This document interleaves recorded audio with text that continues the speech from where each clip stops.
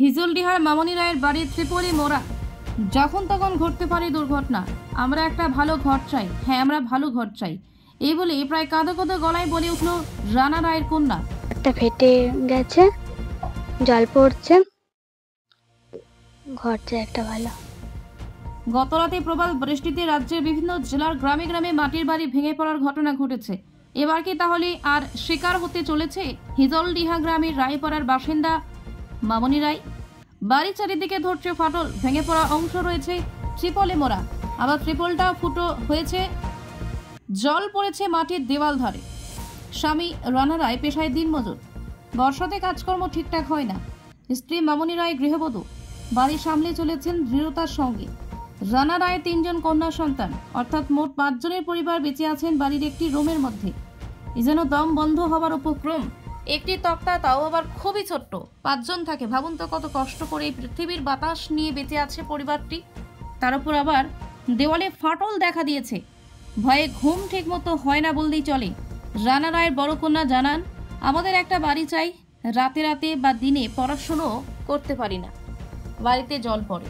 এই ডিজিটাল ভারতে দাঁড়িয়ে বাড়ি পাওয়ার জন্য কেউ সাহায্য করছেন না মামনি ও রানা রায়ের পরিবারকে।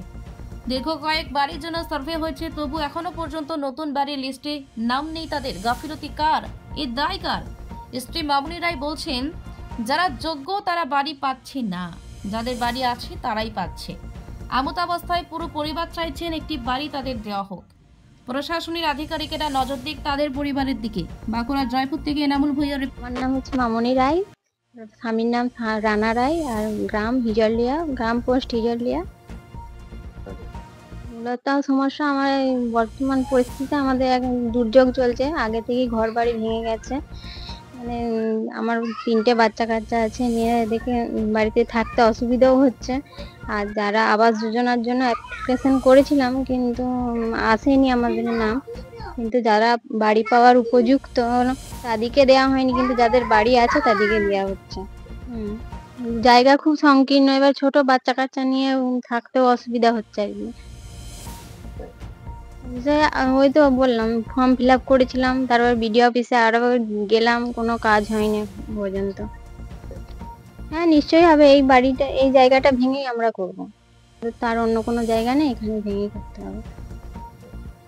আমার স্বামী দিনমজুর আর চাষে কাজ করে, তাই আবার অন্য কারো বাড়িতে যেয়ে থাকতে হচ্ছে, আবার পড়ে যেতে পারে কি, তাছাড়া ছেড়ে তো কালকে পড়েইছে, এত বৃষ্টি হচ্ছে। হ্যাঁ প্রতিবেশীরা অবশ্যই সাহায্য করবেন, না করার কি আছে, করে। বাচ্চা কাচ্চা নিয়ে ছোট, এই যে এইটুকু বাচ্চা নিয়ে কি করে থাকবো।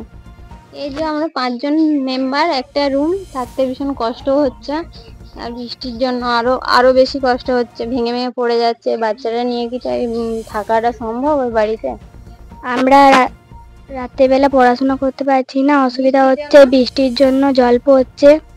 আমরা একটা ঘরে 5 জন থাকি, ঘরটা ফেটে গেছে, জল পড়ছে, ঘর চাই একটা ভালো। পিস নিউজ বাংলা, সত্যের পক্ষে, শান্তির পথে।